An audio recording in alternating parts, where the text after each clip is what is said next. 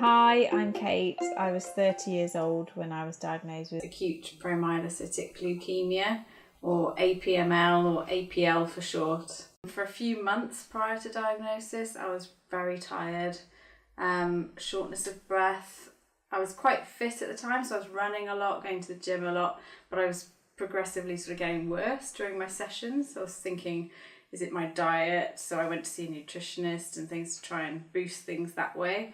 But I was just finding low energy, really banging headaches. I was experiencing extreme fatigue, really. I was tired a lot. I would find that I would just need to have a snooze in the middle of the day, which is really, really unusual for me. Night sweats as well, but again, I put it down to the summertime because it was hot, and perhaps I thought I was getting a virus or coming down with a cold. And I put a lot of the symptoms down to stress because I was going through a divorce at the time. So I thought it's got to all be linked to that. I'm just feeling low. And one of the biggest symptoms I had was I started my period and it was just immensely heavy, heavier than normal. It wouldn't stop. So that was the kind of the key symptom that brought me to the GP. My sister had had aplastic anemia about 12 years beforehand. And I'd been sort of talking to her about my symptoms, and she was convinced I was anemic, and so was pushing me to go and see the GP. So I went to the GP, explained all of my symptoms, and I think it was dismissed, really. Perhaps she just thought I was stressed or, didn't really take me seriously. So nothing was really checked, no bruises were checked. I wasn't giving anything to stop the bleeding from my period, which I should have been given. I wasn't given a blood test. Nothing was checked really, and I was just told to go and eat more iron-rich foods.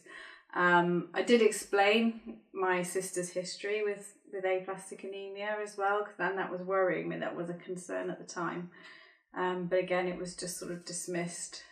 And then 2 days later, I started to get a temperature, and it was a raging temperature. I was really, really poorly.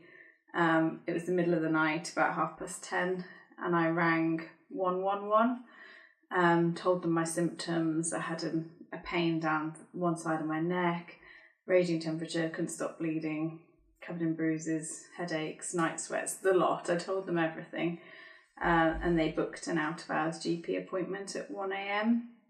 They did offer to send me there by ambulance, but I, again, didn't want to cause a fuss, so said, no, it's fine, I'll drive. So I drove myself to Worcester Hospital to see the out-of-hours GP, who was brilliant. She took me seriously. I walked in, told her everything, told her my sister's diagnosis of aplastic anemia, and she said, I think there's something seriously wrong. She made me take all my clothes off and look at all the bruises, made me do a urine sample, blood test, everything. She checked everything, and then said it will be a couple of hours before we get the results, so you can either stay here or go home. I opted to come home at this point, came back here, and then she rang 2 hours later and said, right, we need to get you to A&E. There's something really wrong here. So, and that was how it went from there, and then I spent the next 6 weeks in hospital. I think the diagnosis came as such a shock, and I was actually in A&E in the resus room at the time when it was given to me, the diagnosis. I'd only been in A&E for a few hours, so it was a shock.